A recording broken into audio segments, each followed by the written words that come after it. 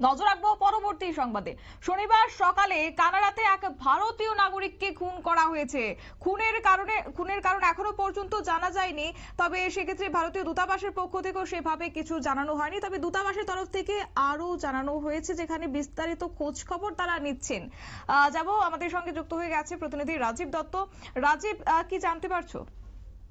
দেখো, প্রথমেই বলি যে কানাডাতে একটি ভারতীয় নাগরিককে খুন করা হয়েছে, যেটা কানাডার ওট্টাওয়া প্রদেশের যে ঘটনাটা ঘটেছে, রকল্যান্ড বলে অঞ্চলে এই ঘটনাটা ঘটেছে।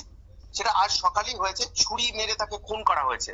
এটা কিন্তু কানাডার যে ভারতীয় দূতাবাস রয়েছে কানাডাতে, তারাই কিন্তু খবরটা জানিয়েছে। কিন্তু বিস্তারিত যেটা জানিয়েছে তারা জানিয়েছে, বিস্তারিত খবর আমরা এখনো পাইনি, কিন্তু আমরা খোঁজ খবর নিচ্ছি এবং পুলিশের সঙ্গে তারা একটা কথা বলছে এবং সেই সঙ্গে ওখানকার যে ভারতীয় অনাবাসী ভারতীয়রা রয়েছেন তাদের সঙ্গে তারা যোগাযোগ করছেন।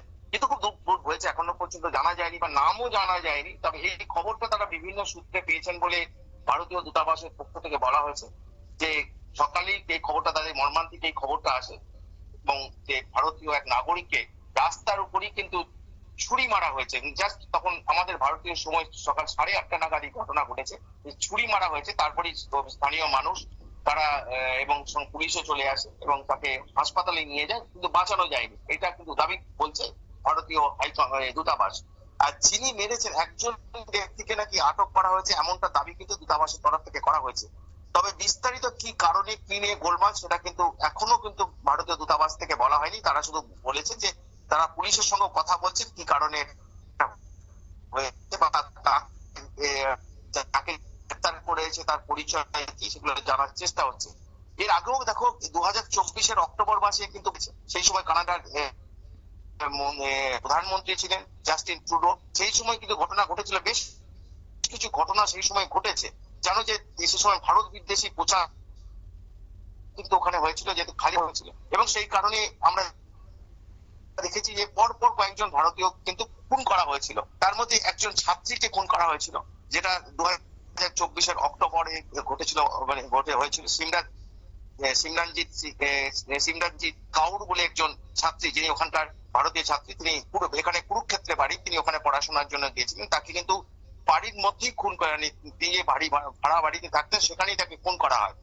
তারপরে কিন্তু তার অক্টোবর এছাড়া ডিসেম্বর মাসে, গত ডিসেম্বর মাসে 2024-এর 8ই ডিসেম্বর একজন 20 বছরের যুবক ভারতীয়, তাকে একদম প্রকাশ্য, মানে যখন তিনি ডিউটি করছিলেন সেই সময় তাকে গুলি করা হয়। এবং তিনি একটি ওখানকার সংস্থার সঙ্গে নিরাপত্তা এজেন্সি হিসেবে কাজ করতেন, নিরাপত্তা সংস্থায় কাজ করতেন। তাকে এই ধরনের হঠাৎ করে কয়েকজন যুবক আসে এবং তাকে গুলি করা হয়। তো এই ধরনের কয়েকটি ঘটনা ঘটেছে যে সময়, কিন্তু পুনরায় অনেকদিন পর কিন্তু আবার প্রায় ধরো ডিসেম্বরে লাস্ট হয়েছে, তারপরে কিন্তু আবার ভারতীয় নাগরিককে খুন করা হয়েছে।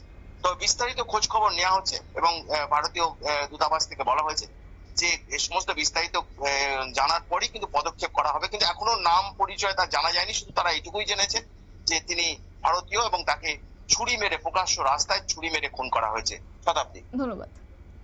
অর্থাৎ শনিবার সকালে কানাডাতে এক ভারতীয় নাগরিককে খুন করা হয়েছে। ভারতীয় দূতাবাসের তরফ থেকেই টুইট করে এই খবর জানানো হয়েছে। তবে দূতাবাস সূত্রে বলা হয়েছে ঘটনাটি ঘটেছে রকল্যান্ড এলাকায়।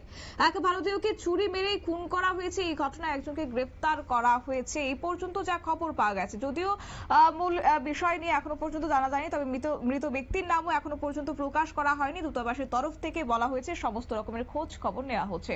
নিয়ে নিচ্ছি ছোট্ট একটি বিজ্ঞাপন বিরতির, সঙ্গে থাকুন।